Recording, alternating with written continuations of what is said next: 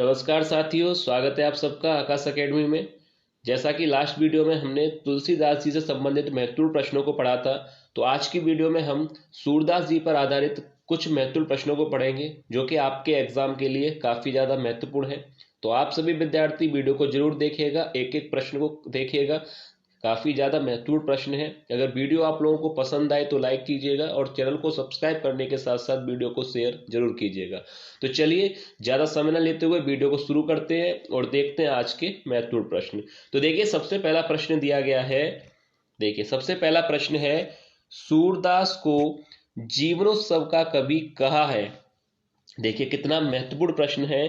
सूरदास जी को जीवनोत्सव का कवि कहा है रामधारी सिंह दिनकर ने, आचार्य रामचंद्र शुक्ल ने, या ऑप्शन सी हजारी प्रसाद द्विवेदी ने, या डॉक्टर नगेंद्र ने।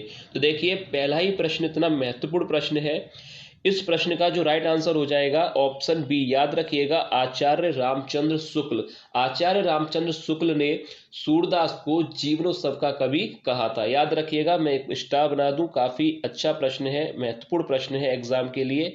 तो याद रखिएगा, सूरदास को जीवनोत्सव का कवि कहा था आचार्य रामचंद्र शुक्ल ने। अब देखिए इसके बाद अगला प्रश्न देखते हैं। देखिए अगला प्रश्न यहां पर दिया गया है, सूरदास को ब्रजभाषा का प्रथम कवि किसने कहा है। देखिए ये भी काफी महत्वपूर्ण प्रश्न है। सूरदास को ब्रजभाषा का प्रथम कवि किसने कहा है या माना है। ऑप्शन दिए गए हैं, रामधारी सिंह दिनकर ने, आचार्य रामचंद्र शुक्ल ने, हजारी प्रसाद द्विवेदी ने, या डॉक्टर नगेंद्र ने। तो देखिए ये भी अच्छा प्रश्न है। इस प्रश्न का जो राइट आंसर हो जाएगा ऑप्शन सी, यानी हजारी प्रसाद द्विवेदी ने सूरदास को ब्रजभाषा का प्रथम कवि माना है। तो यहाँ पर राइट ऑप्शन हो जाएगा ऑप्शन सी। याद रखिएगा, एक बार फिर से बता दूं मैं आप लोगों को, सूरदास को ब्रजभाषा का प्रथम कवि माना था हजारी प्रसाद द्विवेदी, यानी ऑप्शन सी यहाँ पर राइट आंसर हो जाएगा।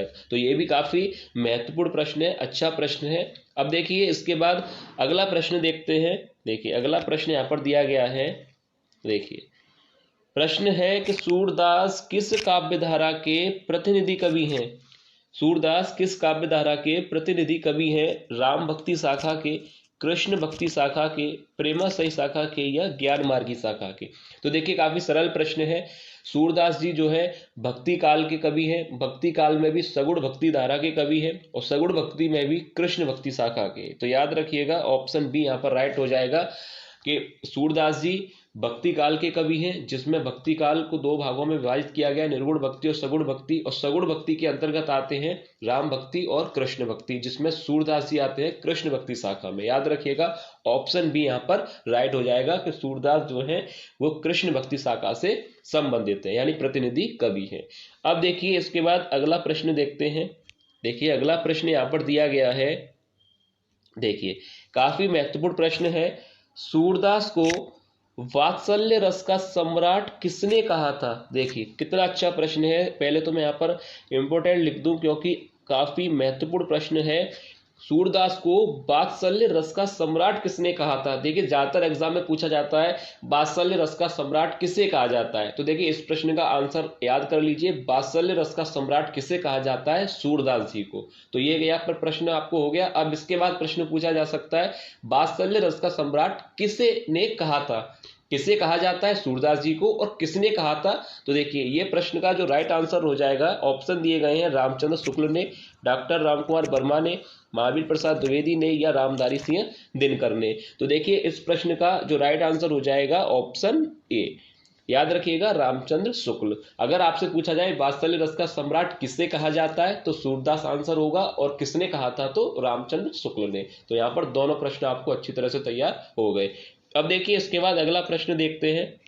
देखिए अगला प्रश्न यहाँ पर दिया गया है, सूरदास के ग्रंथ सूरसागर को ध्वनि काव्य कहकर किसने संबोधित किया है। देखिए सूरदास के ग्रंथ सूरसागर को ध्वनि काव्य कहकर किसने संबोधित किया है। डॉक्टर रामकुमार वर्मा ने, डॉक्टर रामविलास शर्मा ने, आचार्य रामचंद्र शुक्ल ने, या रामधारी सिंह दिनकर ने। तो देखिए सूरदास के ग्रंथ सूरसागर को ध्वनि काव्य कहकर संबोधित किया था रामचंद्र शुक्ल ने, यानी ऑप्शन सी यहाँ पर राइट हो जाएगा, आचार्य रामचंद्र शुक्ल। याद रखिएगा, अच्छे प्रश्न है, काफी महत्वपूर्ण प्रश्न है। अब देखिए इसके बाद अगला प्रश्न देखते हैं। देखिए अगला प्रश्न यहाँ पर दिया गया है, सूरदास के किस ग्रंथ को राग सागर भी कहा जाता है। देखिए ये भी प्रश्न काफी अच्छा प्रश्न है। सूरदास के किस ग्रंथ को राग सागर भी कहा जाता है। ऑप्शन ए सूर सागर, सूर सारावली, साहित्य लहरी या भ्रमर गीत। तो देखिए सूरदास के किस ग्रंथ को राग सागर भी कहा जाता है। तो देखिए इस प्रश्न का जो राइट आंसर होगा ऑप्शन ए यानी सूर सागर। याद रखिएगा, सूरदास के किस ग्रंथ को राग सागर भी कहा जाता है। सूर सागर को राग सागर भी, राग का सागर भी कहा जाता है। यानी याद रखिएगा सूर सागर यहाँ पर राइट आंसर हो जाएगा। राग सागर कहा जाता है सूर सागर को भी। अब देखिए इसके बाद अगला प्रश्न देखते हैं। देखिए अगला प्रश्न यहाँ पर दिया गया है कि सूरदास का जन्म कब हुआ था। ऑप्शन ए 1470 में, या ऑप्शन बी 1478 में, या सी 1475 या डी 1480 में। तो देखिए यहाँ पर चार ऑप्शन दिए गए हैं कि सूरदास का जन्म कब हुआ था। तो याद रखिए ऑप्शन बी यहाँ पर राइट हो जाएगा, 1478 में सूरदास जी का जन्म हुआ था। तो यहाँ पर राइट आंसर हो जाएगा ऑप्शन बी, 1478 ईस्वी में सूरदास जी का जन्म हुआ था। अब देखिए इसके बाद अगला प्रश्न है। देखिए प्रश्न है कि सूरदास जी का निधन कब हुआ था। सूरदास का निधन कब हुआ था। ऑप्शन ए 1570 में, या 1578, 1583 या 1580 में। तो देखिए सूरदास जी का जो निधन हुआ था, जन्म आपको पता है कि जन्म हुआ था 1478 में और मृत्यु हुई थी इनकी 1583 में। यानी ऑप्शन सी यहाँ पर राइट हो जाएगा कि सूरदास जी की जो मृत्यु हुई थी वो 1583 ईस्वी में हुई थी और जन्म हुआ था 1478 में। अब देखिए इसके बाद अगला प्रश्न देखते हैं। देखिए अगला प्रश्न दिया गया है, सूरदास जी के पिता का नाम क्या था। कृष्णदास, पंडित रामदास, नंददास या भगवान दास। तो देखिए सूरदास जी के पिता का नाम था, ऑप्शन बी यहाँ पर राइट हो जाएगा, पंडित रामदास। यानी ऑप्शन बी सही है, पंडित रामदास जो है सूरदास जी के पिता का नाम था। याद रखिएगा पंडित रामदास जो कि सूरदास जी के पिता का नाम था, और इनका जन्म और इनकी मृत्यु और इनके पिता का नाम, इनसे संबंधित जो भी प्रश्न यहाँ पर लिए गए हैं, एक एक प्रश्न काफी महत्वपूर्ण है। तो सभी प्रश्नों को अच्छी तरह से देखिएगा आप लोग। अब देखिए इसके बाद अगला प्रश्न देखते हैं। देखिए अगला प्रश्न यहाँ पर दिया गया है, सूरदास की रचना है भ्रमर गीत, भंवर गीत, उद्धव शतक, गंगा लहरी। काफी सरल प्रश्न है, ऑप्शन ए राइट हो जाएगा, भ्रमर गीत। भ्रमर गीत जो है सूरदास जी की रचना है। यहाँ पर ये तीनों ऑप्शन गलत है, भ्रमर गीत यहाँ पर राइट आंसर होगा। अब देखिए अगला प्रश्न यहाँ पर दिया गया है। देखिए अगला प्रश्न है कि सूरदास द्वारा लिखा गया काव्य ग्रंथ है साहित्य लहरी, भारत भारती, उद्धव शतक, रसिक प्रिया। तो देखिए यहाँ पर इस प्रश्न का राइट आंसर हो जाएगा ऑप्शन ए यानी साहित्य लहरी, जो कि सूरदास द्वारा लिखा गया काव्य ग्रंथ है। याद रखिएगा यहाँ पर तीन ऑप्शन यहाँ पर गलत दिए गए हैं। सूरदास द्वारा लिखा गया काव्य ग्रंथ है साहित्य लहरी। अब देखिए इसके बाद अगला प्रश्न देखते हैं। देखिए अगला प्रश्न दिया गया है, देखिए काफी महत्वपूर्ण प्रश्न है, पुष्टि मार्ग का जहाज किससे कहा जाता है। देखिए पहले तो मैं स्टार बना दूं, सबसे ज्यादा महत्वपूर्ण प्रश्न है, पुष्टि मार्ग का जहाज किससे कहा जाता है। ऑप्शन ए कुंभन दास को, नंददास को, सूरदास को या कृष्णदास को। तो देखिए पुष्टि मार्ग का जहाज किसे कहा जाता है। तो यहाँ पर राइट ऑप्शन हो जाएगा ऑप्शन सी यानी सूरदास जी को। याद रखिएगा सूरदास जी को पुष्टि मार्ग का जहाज कहा जाता है। इसी तरह से प्रश्न आ सकता है एग्जाम में कि पुष्टि मार्ग का जहाज किस कवि को कहा जाता है। तो राइट आंसर याद रखिएगा सूरदास जी को। अब देखिए इसके बाद अगला प्रश्न देखते हैं। देखिए अगला प्रश्न है कि सूरदास के गुरु का नाम क्या था।